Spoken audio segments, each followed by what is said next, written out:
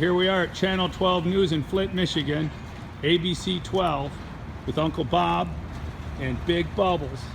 And we're gonna go in here and let's see if we can get in. Come on, Uncle Bob. Hello. Hey, I have a pumpkin out here, a 2,000-pound pumpkin that I want to deliver to Randy Conant. He ordered it. Okay. I will have to call back next. I don't know if he's here or not. All right, will you see if he's here? What's your first name? Mark Clements. Tell him the giant pumpkin man. We're calling to see if Randy's here. Yeah, tell Conan was pumpkins there.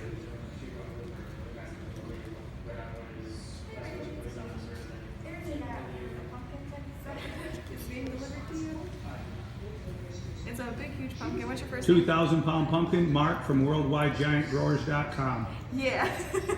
Did you hear him? Thank you. Bye. He's coming right up. He's coming out, Randy? Yep. Okay, great. I don't know if we can get that in here or not.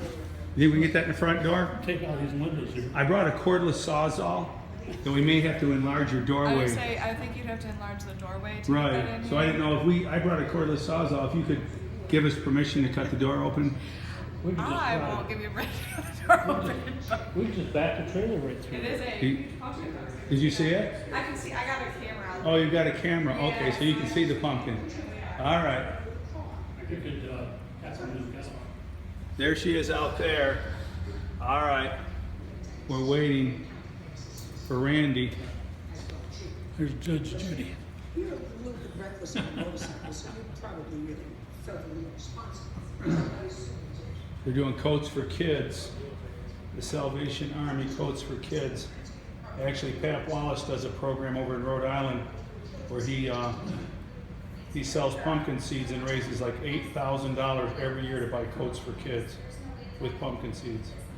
It's a great cause. I don't know how long I can do this video on here without